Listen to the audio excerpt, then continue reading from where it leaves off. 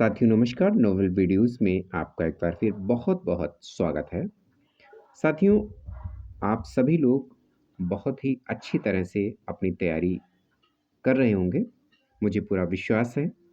और हमारे चैनल पे अगर आप पहली बार विज़िट कर रहे हैं, तो हमारे चैनल को अभी आप सब्सक्राइब कर लीजिए और नोटिफ़िकेशन को भी ऑन कर लीजिएगा, जिससे कि जो भी मैं वीडियो अपलोड करूँगा, उसकी सूचना आपको मिलती रहेगी।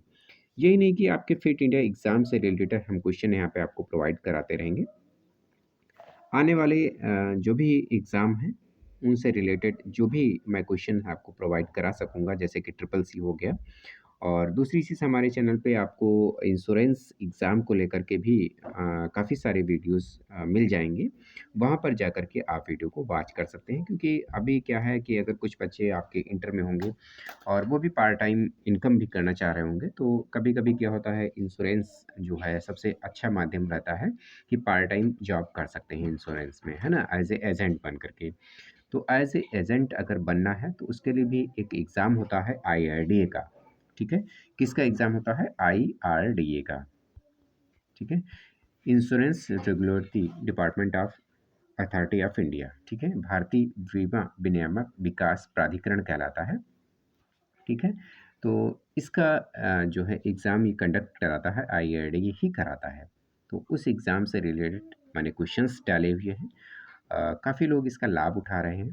तो अगर आप भी इंश्योरेंस एजेंट एग्ज़ाम देने वाले हैं भविष्य में, तो आप यहाँ से हमारे चैनल से वो वीडियो देख सकते हैं। काफ़ी सारे वीडियो मिल जाएँगे आपको, प्लेलिस्ट में हैं, वहाँ पर आप जाकर के वीडियो को देख सकते हैं, ठीक है? और फ़िलहाल अभी जो मैं एग्ज़ाम करा रहा हूँ, एग्ज़ाम से रिलेटेड जो भी कुछ सूचनाएँ हैं, वो फिट इंडिया की मैं आपको प्रोवाइड करा रहा हूँ। तो हमारे चैनल पे लगातार बने रहिएगा और हर सूचना और हर अपडेट आपको समय से मिलती रहेगी, ठीक है? चलिए स्टार्ट करते हैं अपने पहले क्वेश्चन से। पहला क्वेश्चन हमारा है कि मनुष्य के सूंघने की क्षमता को नियंत्रित करता है, जो मनुष्य है, उसके सूंघने की क्षमता कौन नियंत्रित करेगा? देखिए, यहाँ पर ऑप्शंस पहला है ऑप्टिक पाली जो करता है, दूसरा है घ्राणेंद्रिय पाल कहता है, और तीसरा ऑप्शन है सेरिब्रम करता है, या इनमें से कोई नहीं। तो देखिए, घ्राणेंद्रिय पाली जो होता है, वही क्या करता है, आपके सूंघने की क्षमता को नियंत्रित करता है। घ्राण शक्ति जिसको बोलते हैं, यानी घ्राण पिंड। घ्राण क्या करता है, सूंघने से ही शक्ति मानी जाती है, घ्राण पिंड कहलाता है। घ्राण शक्ति सबसे ज़्यादा किसकी होती है? कुत्ते की होती है सूंघने की। और तो इसलिए यहाँ पर पूछा गया है मनुष्य के सूंघने की क्षमता को कौन नियंत्रित करता है, तो वो भी आपकी घ्राणेंद्रिय जो है वो करती हैं, ठीक है? अगला क्वेश्चन देखते हैं। अगला क्वेश्चन हमारा है, मनुष्य के मस्तिष्क का सबसे बड़ा भाग है, जो मनुष्य है उसके मस्तिष्क का सबसे बड़ा भाग कौन सा होगा, ये आपको बताना है। तो यहाँ पर जो सबसे पहला ऑप्शन हमारा दिया गया है, वो मस्तिष्कांका। क्या दिया गया है? मस्तिष्कांका, ठीक है? और दूसरा ऑप्शन क्या दिया गया है? मध्य मस्तिष्क दिया गया है। तीसरा ऑप्शन दिया गया है प्रमस्तिष्क।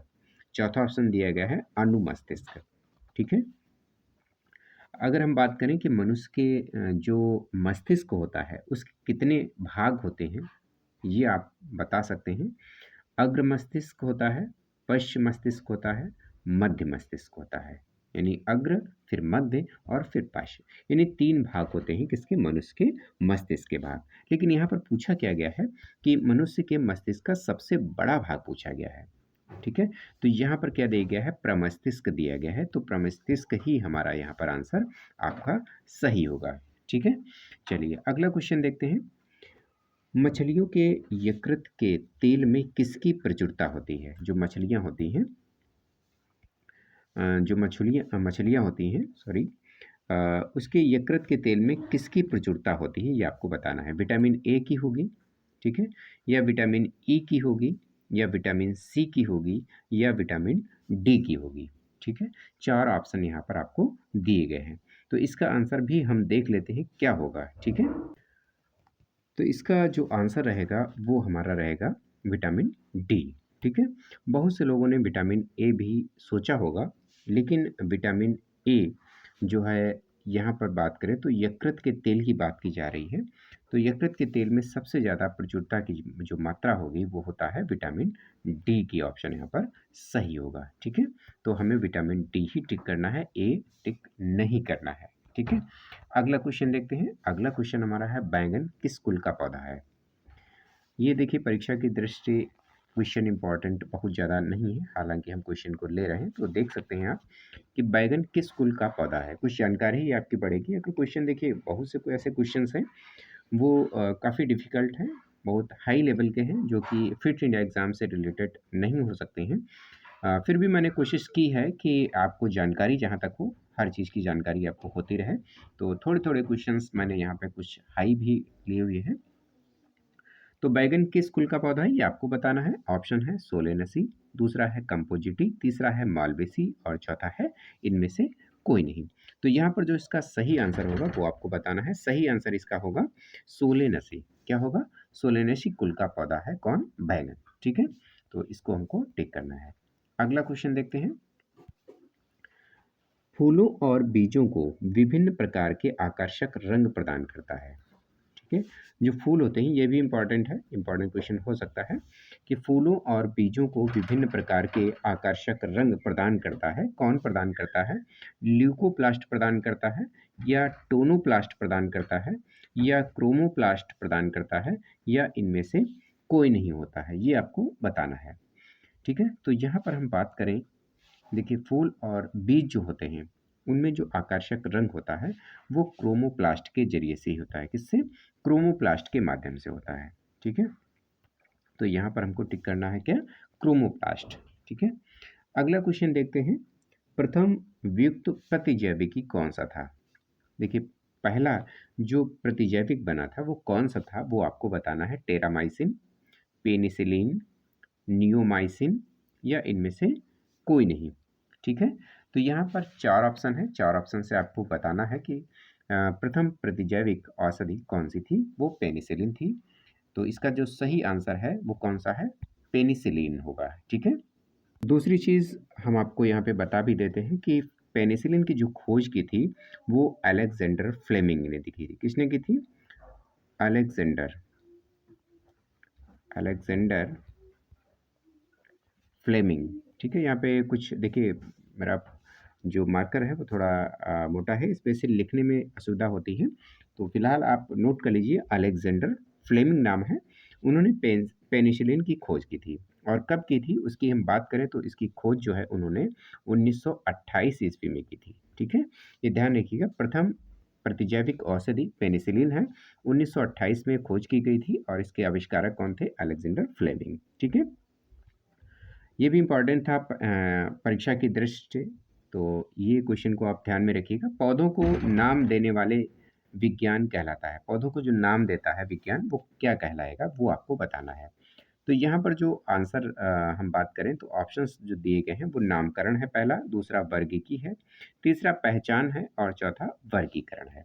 ये चार ऑप्शंस दिए गए हैं, चार ऑप्शन से आपको बताना है कि कौन सा सही होगा। देखिए पौधों को जो नाम देने वाला विज्ञान है वो कहलाता है वर्गीकी। क्या कहलाता है? वर्गीकी कहलाएगा। तो इसलिए हम कौन सा टिक करेंगे? आपका वर्गीकी जो रहेगा कि पौधों को नाम देना विज्ञान है। ठीक है, अगला क्वेश्चन देखते हैं कि पेड़ व पौधे कौन से? पेड़ व पौधे खाना तैयार करने की प्रक्रिया, यानी पेड़ व पौधों का खाना जो तैयार होता है उस खाने को तैयार करने की प्रक्रिया को हम क्या कहते हैं ये आपको बताना है। तो देखिए यहाँ पर पेड़ व पौधे खाना जब बनाते हैं वो किस समय बनाएंगे? पहली चीज़ तो जो पौधे भोजन अपना तैयार करते हैं, ठीक है, वो दिन में तैयार करते हैं और वो भी प्रकाश की उपस्थिति में। तो अगर आपने क्वेश्चन को पढ़ा है तो प्रकाश की उपस्थिति में जब पौधे अपना भोजन बनाते थे तो उस क्रिया को हम क्या कहते हैं? फोटोसिंथेसिस, यानी कि हिंदी में बात करें तो उसको हम कहते हैं प्रकाश संश्लेषण। ठीक है, यानी प्रकाश संश्लेषण और इंग्लिश में फोटोसिंथेसिस। तो यहाँ पर फोटोसिंथेसिस देखिए दिया गया है। ठीक है, तो इंग्लिश और हिंदी को भी आपको ध्यान में लेकर के चलना है। ठीक है, अगर हमने हिंदी में आपको बताया है तो आप गूगल में जाकर के उसको ट्रांसलेट कर सकते हैं कि इंग्लिश में इसको क्या बोलते हैं, है ना? तो अगर इंग्लिश में बताया है तो आप हिंदी में ट्रांसलेट कर लीजिए कि क्या कहते हैं इसको। तो दोनों को लेकर के चलेंगे तो हो सकता है कभी इंग्लिश में पूछ ले वहाँ पे और आपको एक चीज़ आ रही तो दूसरी चीज़ आप क्लियर नहीं कर पाएँगे, तो इसमें से दोनों चीज़ों को आपको लेकर के चलना है, ठीक है? इसी प्रकाश संश्लेषण की अगर हम चर्चा करें तो प्रकाश संश्लेषण की बात करें तो यहाँ पर क्या रहता है, प्रकाश संश्लेषण की क्रिया में पौधे क्या-क्या एब्ज़ॉर्ब करते हैं, ठीक है? वो हम बात करें कि उनको क्या आवश्यक पदार्थ चाहिए होते हैं प्रकाश संश्लेषण की क्रिया के लिए। तो हम बात कर लेते हैं, देख लेते हैं कि देखिए सबसे पहले तो उनको चाहिए होगा सूर्य का प्रकाश यानी सनलाइट। क्या चाहिए होगा? सूर्य का प्रकाश,